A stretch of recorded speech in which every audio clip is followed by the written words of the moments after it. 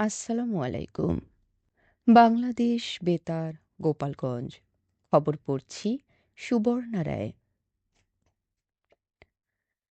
নড়াইলের লোহাগড়া বাজারের মাছ ও কাঁচা বাজার সংলগ্ন দীর্ঘদিনের ময়লা স্তূপ অপসারণ কাজের উদ্বোধন করা হয়েছে। গতকাল বিকেলে নড়াইল ২ আসনের সংসদ সদস্য মোহাম্মদ আতাউর রহমান বাচ্চুর প্রতিনিধি জামিরুল হক টুটুল এই কার্যক্রমের উদ্বোধন করেন।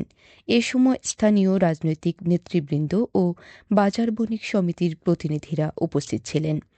এর আগে গত ১৪ এপ্রিল বাজার এলাকা পরিদর্শন করে জমে থাকা ময়লা দ্রুত অপসারণের নির্দেশ দেন সংসদ সদস্য।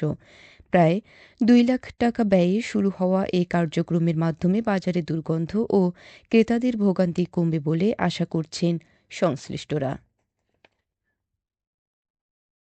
মাদারীপুরে শিশুদের বিভিন্ন রোগ প্রতিরোধে টিকার পর্যাপ্ত মজুত রয়েছে বলে জানিয়েছে জেলা স্বাস্থ্য বিভাগ। জেলা civil surgeon doctor Mohammad Shariful Abedin Kamal জানান, হাম, রুবেলা, যক্ষ্মা, নিউমোনিয়া ও ধনুষ্টঙ্কার সহ গুরুত্বপূর্ণ টিকায় কোনো ঘাটতি নেই এবং জেলার সব উপজেলা স্বাস্থ্য কমপ্লেক্সে প্রয়োজনীয় সরবরাহ পাঠানো হয়েছে। স্বাস্থ্য বিভাগ আরও জানায়, বর্তমান মজুদ শেষ হওয়ার আগেই নতুন চালান পৌঁছাবে, তবে ওরাল পোলিও টিকা আপাতত জেলা হাসপাতালে নেই। নির্ধারিত বয়সী শিশুদের সময় মতো নিকটস্থ স্বাস্থ্যকেন্দ্রে গিয়ে টিকা নেওয়ার আহ্বান জানিয়েছেন কর্তৃপক্ষ। গোপালগঞ্জে কৃষক, কৃষির উন্নয়ন ও নিরাপদ খাদ্য উৎপাদনের বিষয়ে পার্টনার কংগ্রেস অনুষ্ঠিত হয়েছে। গতকাল সদর উপজেলা পরিষদ হলরুমে কৃষি সম্প্রসারণ অধিদপ্তরের উদ্যোগে দিনব্যাপী এ কংগ্রেস আয়োজন করা হয়। পার্টনার কর্মসূচির আওতায় আয়োজিত অনুষ্ঠানে প্রধান অতিথি হিসেবে বক্তব্য দেন কৃষি সম্প্রসারণ অধিদপ্তরের অতিরিক্ত উপপরিচালক আবুল বাসার মিয়া। সভাপতিত্ব করেন উপজেলা কৃষি কর্মকর্তা মাফরোজা আক্তার। কংগ্রেসে কৃষক কৃষানীরা কবিতা, গান ও নাটিকার মাধ্যমে উত্তম কৃষি চর্চা, পুষ্টি এবং নিরাপদ খাদ্য উৎপাদনের বিভিন্ন দিক তুলে ধরেন। অনুষ্ঠানে কৃষক, গণমাধ্যম কর্মী ও জনপ্রতিনিধি সহ প্রায় শতাধিক ব্যক্তিবর্গ অংশ নেন। মাদারীপুরে ডাসার উপজেলা নবগ্রাম ইউনিয়নের উত্তর শশীকর কালীবাড়ি মাঠে শতবর্ষের ঐতিহ্যবাহী চড়কগাছ খেলা ও বৈশাখী মেলা অনুষ্ঠিত হয়েছে।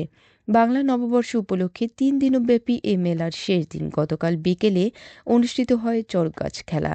এতে কয়েকজন যুবকের পিঠে বড়শি ফোরানো হয় এবং দুজনকে দড়ির সঙ্গে বেঁধে ঘোরানো হয়, যা দেখতে দূর দূরান্ত থেকে দর্শনার্থীরা ভিড় করেন। স্থানীয়দের মতে হিন্দু ধর্মাবলম্বীদের ভক্তি ও আস্থার প্রতীক হিসেবে প্রায় ৩০০ বছরের ঐতিহ্য ধরে এ আয়োজন হয়ে আসছে।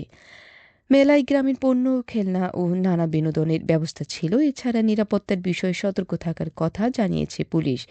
ঐতিহ্য ও সংস্কৃতির এই আয়োজন প্রতি বছরই এলাকা জুড়ে উৎসবের আমেজ ছড়িয়ে দেয়। ফরিদপুরের সদরপুরে অবৈধ বালু উত্তোলন ও মাটি কাটার দায়ে একজনকে অর্থদণ্ড দিয়েছে ভ্রাম্যমাণ আদালত। গত মঙ্গলবার বিকেলে আমিরাবাদ এলাকায় সহকারী কমিশনার ভূমি ও এক্সিকিউটিভ ম্যাজিস্ট্রেট রিফাত আঞ্জুম পিয়ার নেতৃত্বে এই অভিযান পরিচালিত হয়। এ সময় বালু বহাল ও মাটি ব্যবস্থাপনা আইন লঙ্ঘনের প্রমাণ পাওয়া যায়। পরে অভিযুক্ত তারা মৃধাকে ১ লাখ টাকা জরিমানা করা হয়।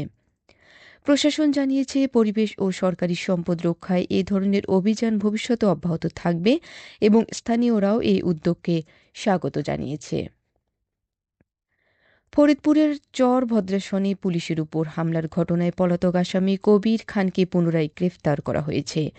গতকাল দুপুরে ঢাকার দোহার উপজেলা থেকে তাকে আটক করে চর ভদ্রাসন থানা পুলিশ।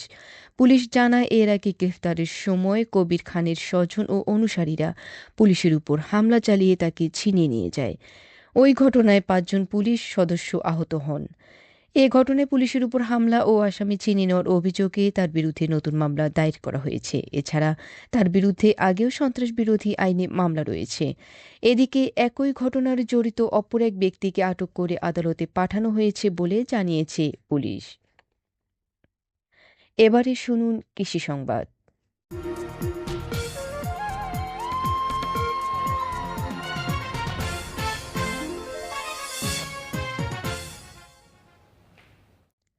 গোপালগঞ্জে তিল আবাদে উৎপাদন লক্ষ্যমাত্রা নির্ধারণ করেছে কৃষি বিভাগ। ২০২৫-২৬ অর্থবছরে জেলায় ৪২ হেক্টর জমিতে তিল চাষ করা হয়েছে। হেক্টর প্রতি গড় ফলন ১.১২ মেট্রিক টন ধরে মোট ৪৭ মেট্রিক টন উৎপাদনের লক্ষ্যমাত্রা নির্ধারণ করা হয়েছে।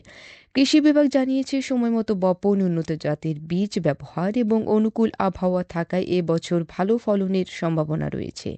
মাঠ পর্যায়ে কৃষকদের প্রয়োজনীয় পরামর্শ ও সহায়তা দেওয়া হচ্ছে। সংশ্লিষ্টরা আশা করছেন, অনুকূল পরিস্থিতি বজায় থাকলে নির্ধারিত উৎপাদন লক্ষ্যমাত্রা অর্জন সম্ভব হবে। সবশেষে আবহাওয়া।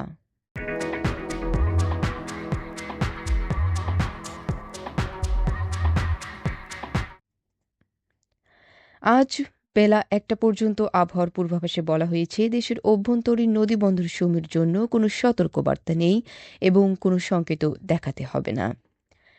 খবর শেষ হলো। আমাদের পরবর্তী খবর প্রচারিত হবে সকাল ১০টা বেজে ৩০ মিনিটে বাংলায়।